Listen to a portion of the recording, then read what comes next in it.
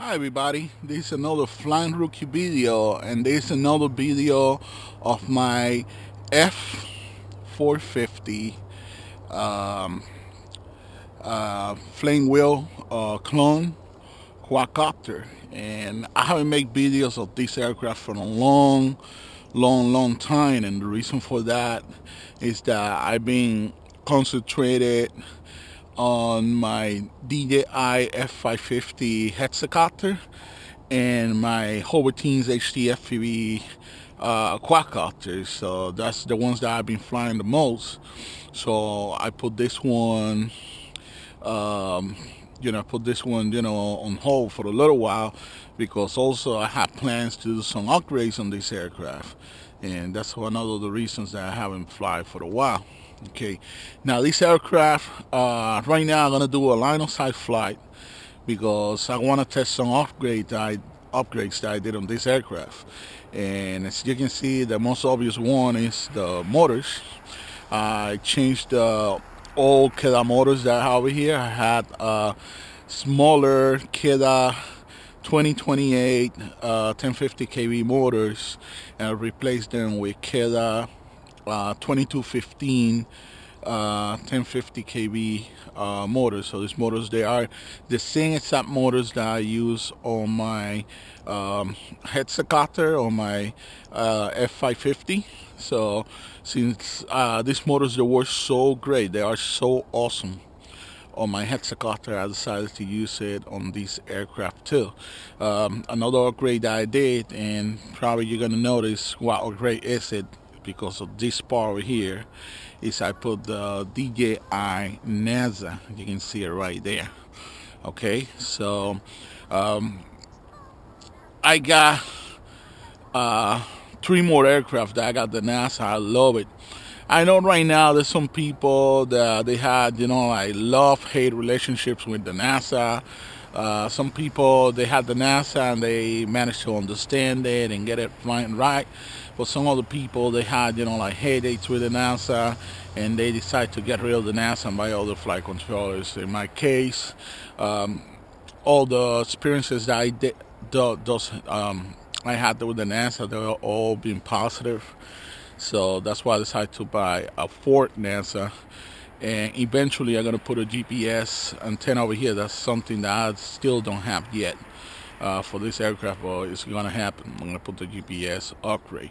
On my radio, I already make the mixes and the settings, so it will work with the GPS just like my other 3 aircraft that had the NASA with the GPS. So this aircraft is ready. Even I did the fail-safe setting mix on the radio, and I did it on the receiver too. The receiver also is new. It's a different receiver from the one that I had before, the 6-channel Optima 6 receiver from HITEC, and now I got Optima 7. And the reason for that is like to get advantage of all the features of the NASA. You need 8-channel radio or 8 or more, but you need a 7-channel or more receiver. And the reason of the radio to be 8-channel and the receiver to be 7-channel is because you need 7 channels to be able to use all the features of the NASA, including the 5 basic channels that you need to fly the aircraft. The 5th channel is the flight mode, and 6th and 7th channel you will use it for auxiliary control of different features of the NASA, like intelligent orientation control, gimbal control, or gain settings. So in this aircraft, I'm using the 6th and 7th channel to adjust the pitch and roll gains, basic gains, and pitch and roll attitude gains. The other gains I adjust it if I need to with my computer. Okay, but I want to be able to adjust the roll and pitch on basic and attitude gains. In my opinion, in the field, that's really important. You don't want to hook the computer every second for that. So those gains are critical. And the 8-channel, it will be a mixed channel. So it's a channel that you will have to mix with the flight mode channel, so you can use an extra switch on your radio for the return to home feature. I don't, like I said, I don't have the GPS on the return to home. Only works with the GPS, but in this case, it's I want to be ready to have everything ready for the GPS model when I buy it. The final upgrade I did is I replaced the generic 30 amp ESCs that I had with DJI OPTO 30 amp ESCs. Now these ESCs are not brand new. These ESCs actually I removed from another aircraft that I have. I removed from my FPV quadcopter, and the reason for that is because on that one I'm gonna use faster 30 amp ESCs. I'm gonna use Simon K 30 amp ESCs that I purchased on RC Dude for like $20 each. Okay, so in that aircraft, you know, since it's not symmetrical, it's critical for me to have you know, high-speed ESCs. Now this one, I mean, these ESCs are high speed, but they are not Simon K fast. They are 450 I think it's 450 hertz the speed, and the other ones they are the Simon K, that's 600 hertz. Okay, but still, this aircraft was flying great when I had the generic 30 amp ESCs, and that thing was like 300 hertz, so they were really slow, but they were working nice. But with the NASA, you need at least 400 hertz or more to ESCs to get the NASA to work properly. So I got 450 hertz, so it's good. So my radios are already on. As you can see, everything is white around me, and the reason for that is because we got a snowstorm a few days ago, and I live in New York. So all of you guys around the world, you know what happened in New York recently, and I went through that hell. And it's we had a hurricane over here like over a week ago, you know, like a week and a half ago, and then after the hurricane a couple of days ago, you know, we had a snowstorm, you know, and this thing was, you know, like a really bad snowstorm. But all this snow that you guys see right now, this snow is going to hell, because between today, tomorrow, Sunday, it's gonna be like over 60 degrees, so this snow is gonna melt. And right now it's really cold, but as the day progresses, it's gonna get warm. Okay, right now my flight mode switch, it's on attitude mode, but even if I go to GPS mode, the light's still gonna flash yellow, and the reason for that is because the NASA already knows that it doesn't have you know, GPS module. So now if I go the way down and go to manual, so as you can see, it doesn't flash at all. Okay, at the end of the video I'm gonna post the gain settings, so you guys that got a similar aircraft with a similar flight controller can get same settings on your own F450. Okay. Now another mystery for me is I don't know how this thing's gonna perform in the cold, because right now it's like 30 something degrees.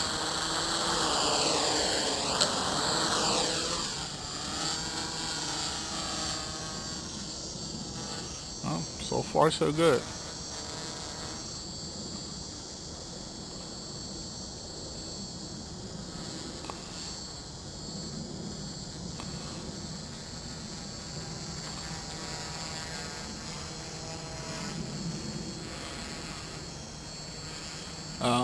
So you guys know I'm not a great, you know, line of sight pilot. Actually, I suck big time. So right now it's pretty much staying there. It's not drifting a little bit because obviously I don't have GPS module on here. So another thing is this battery is not completely charged. So I try to take my camera phone and take a picture of the aircraft in mid-air, but I mean the aircraft is I mean, I wish I had GPS.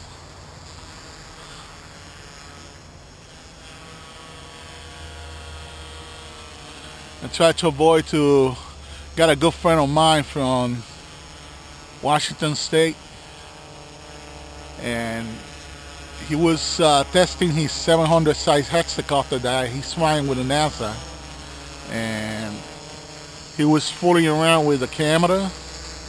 He had like a camera on a tripod, and I think he paid so much attention to that he forgot to pay attention to his aircraft, and his aircraft flew over his head and crashed. And he didn't really damage the aircraft, but he messed up 2 props. And I mean, I balanced these props. I put so much love on these props to get in, you know, balanced so perfect that I don't want to damage them. Okay, I just lowered the attitude gain a little bit.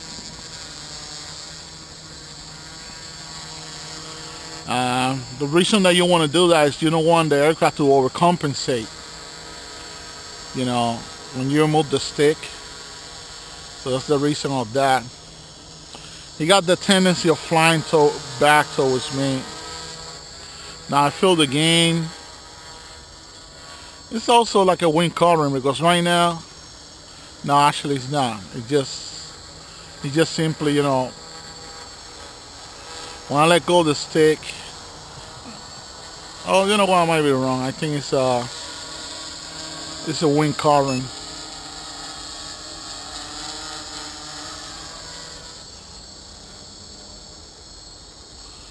If I had the GPS model, he would stay in one place and wouldn't go anywhere. But I don't have that.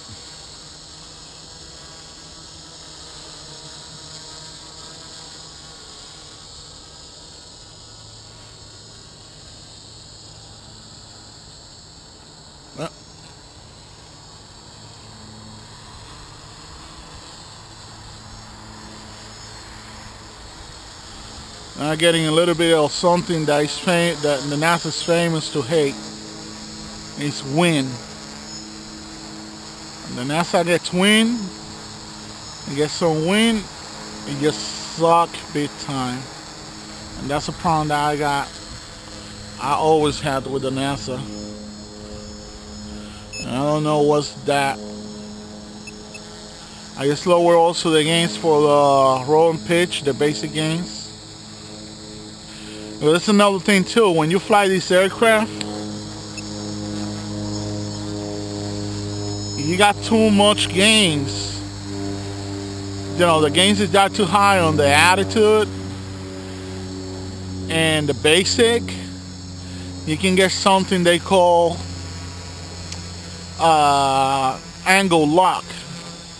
So your aircraft is going to turn into a missile, and you're just going to fly and crash.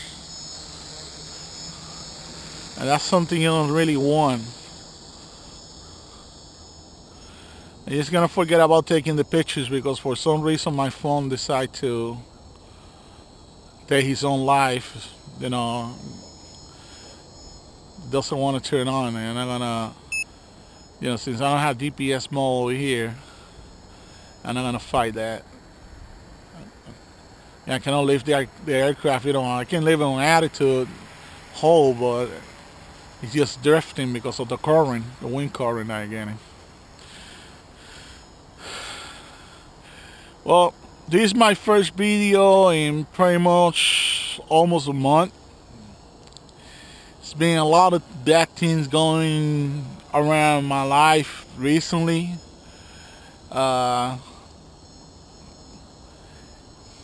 I mean, no bad, way too bad, but yeah, a little bit bad. Yeah, right now, this is, like I said, this freaking NASA get a little bit of wind and you just turn into disaster. NASA really hates wind. Hate it to the death.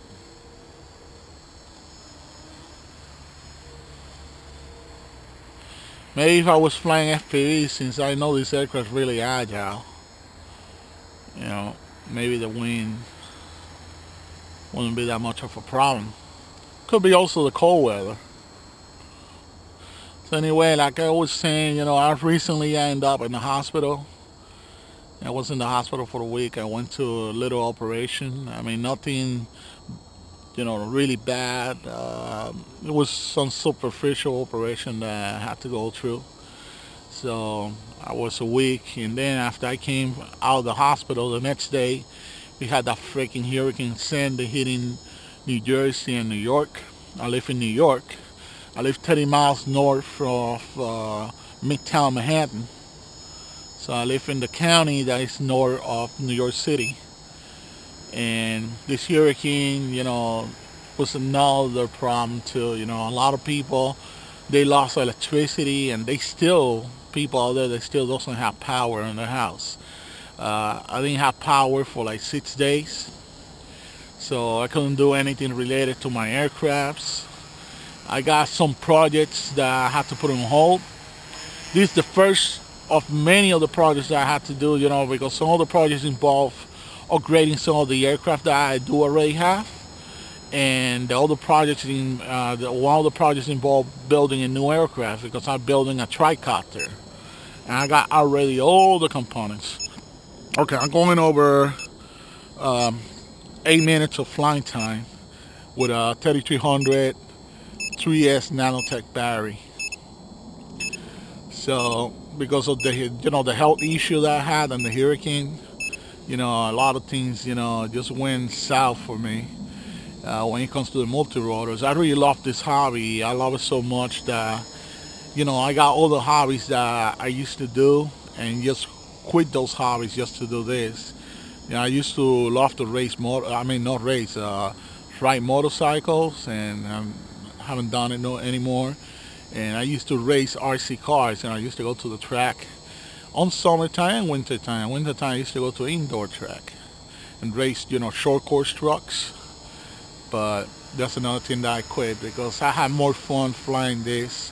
I mean, right now, since I suck doing line of sight flight, pretty much all I do is hovering, move it around. I mean, I don't go crazy. I don't do crazy stuff. When it comes to FPV, that's a different story, because there's no orientation issues. I can just send the aircraft pretty much everywhere I want to send it to. So, but like I said, a lot of things, went bad. Another thing that I really regret, and this thing was because of the hurricane. There was a guy from the UK that subscribed to my channel, and I'm also subscribed to his channel. I believe I subscribed to his channel first before he subscribed to my channel. His name is Snoop. Well, you guys heard about him? His name's Snoop W111. He's a great guy. He came to New York to visit his family, because he got family in the States. Okay, I'm going right now over 10 minutes of flying time. This is my second timer. So the bad part about him is that he came before the hurricane. I mean, nobody knew, this hurricane was so sudden. He showed up over here before that hurricane even, formed in the Caribbean, Hurricane Sandy. So, I was supposed to meet him, and, he had his own aircraft, over here too. He brought his aircraft from the UK, the new aircraft that he built. We're supposed to fly together with him. Meet him somewhere in the city and fly with him and meet his folks. But that didn't happen thanks to Hurricane Sandy. And as a matter of fact, he was staying in Brooklyn, and the area that he was staying, they got the storm surge, the big wall of water that was pushed by the storm from the Atlantic. And they flood the area where he was staying, and he put a video on his channel. He didn't remove it, but he's going to put it back at the beginning of the next month. He had his reasons to remove it, but he's going to put it back. And the basement of the house there where he was staying, they got, like a flash flood. And that thing was incredible, the way the water, rushed into the basement. And then they lost power. And that was seawater, I believe. And then, in top of that, then after, the day after, he showed that there were some vehicles in the middle of the road, because those vehicles, they were floating, when the water, the area where he lived, he was staying, it floods. And he do, like a flights with his new multi-rotor in the area affected, and he took videos of, trees and cars in the middle of the road that they were damaged by the hurricane, and trees that they were, fall down trees and all this stuff. So, that was a big regret for me, not being able to meet the guy. I'm going almost to 12 minutes of flying time. Yep, 12 minutes. Okay, so let's talk back around about this aircraft again. One of the reasons that I made these upgrades too is because with these bigger, more powerful motors, I can fly this aircraft with bigger battery. So normally I was flying this aircraft with this 3300 that I do have right now, but now I want to try to fly with a 4000. Okay, that's my telemetry alarm from my receiver telling me that my battery is going down. So my battery goes down, my aircraft has to go down too. Okay, I got 10.6 volts and I flew for 12.47, almost 30 minutes of flying time. Now what I'm gonna do, I know it's cold right now, my hands are freezing, so I have to get used to fly with gloves, but not thick gloves because it's gonna feel weird, but fly with like thin gloves, so that way I don't get frostbite on my arm, on my hands. But at least I know the aircraft flew nice. The cold weather didn't really affect the NASA. And the battery's warm, as I suspected, just a little bit. The motors are completely and totally cold, and I like that. Really like that.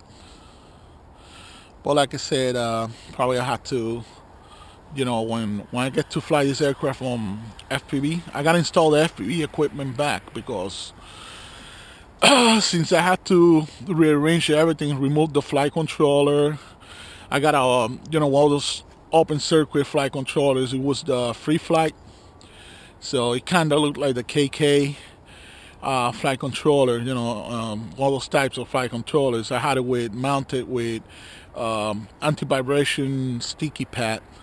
I had the receiver mounted. The old receiver that I had was smaller than the one that I have over here. I was mounted over here on the side, so the flight controller was right in the center.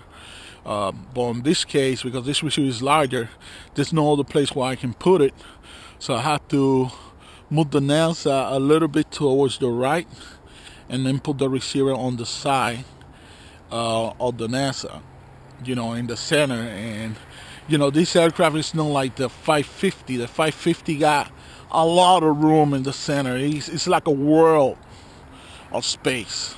They can put a lot of stuff in the center, but this one doesn't. I know there are companies out there that they sell center plates that will turn these 450 quadcopter into a 550, but it's gonna remain a quadcopter. It's not like you're gonna converting this into anything else, into a hexacopter or anything. It's still gonna have 4 arms.